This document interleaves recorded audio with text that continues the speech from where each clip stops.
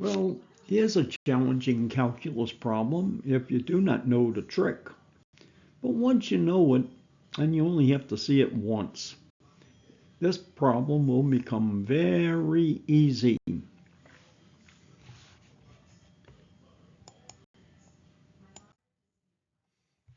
Here we have a real messy integral, and we're going to try to find the integral from negative infinity to infinity of x to the seventh times the absolute value of x sine x times cosine x to the eighth dx. Well, we take a look at that and we go, that looks a little bit messy. Yeah, there's a sine and a cosine, but you got conditions coming out of the absolute value when x is positive, when x is negative, and then x to the seventh.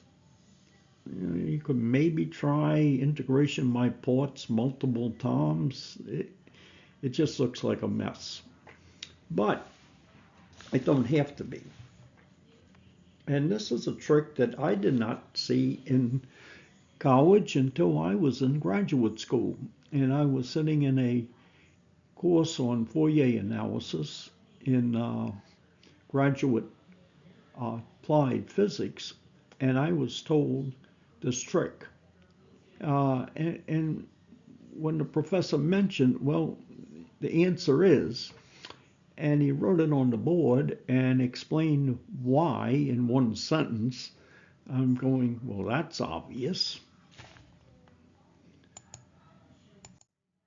Okay, so this involves an algebraic idea that by the time a student gets to calculus should be a familiar concept. Well, let's look at the expression in x to the seventh, the absolute value x sine x, and the cosine of x to the eighth. This has an odd factor, x to the seventh. Odd meaning even in odd functions. And it has an even factor.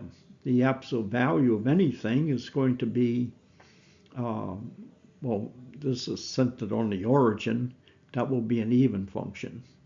And Tom, you have an absolute value centered on the origin, you have an even function. And so here we also have a cosine raised to an even power.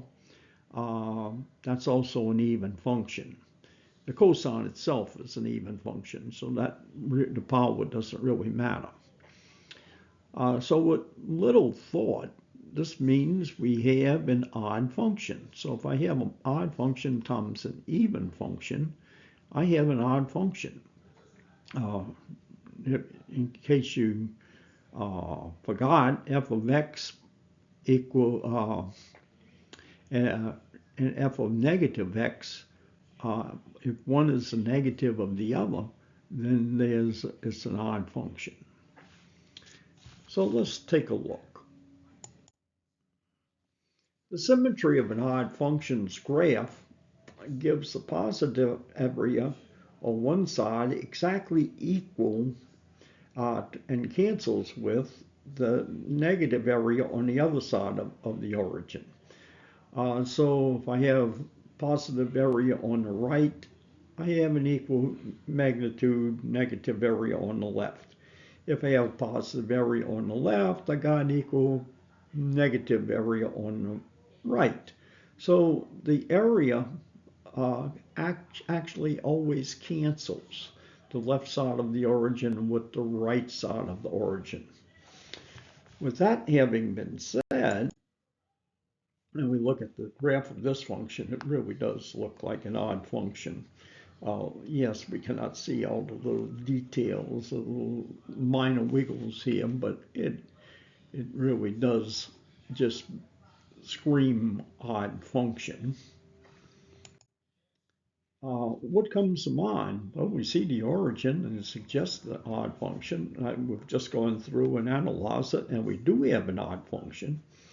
So we have a symmetric domain from negative infinity to infinity, we have the left and right side of the origin exactly the same limits. They could be finite, they don't have to be. But the integral of an odd function on a symmetric domain is always equal to 0. You get the areas exactly canceling. It's a nice little trick. So for any odd function on a symmetric domain, now make sure you got a symmetric domain. Don't go from -3 to 5. It just won't work. Even if the limits of integration are infinity and negative infinity, the integral is 0. So like I said, this is a very easy problem. We look at it, we say odd function. Wow, integral is 0. Write it down. Work is complete. Thank you for watching, and I would appreciate if you would subscribe so you can catch the additional problems as they come out. There'll be more to come. The more little tricks you learn, the better off you are. Thank you.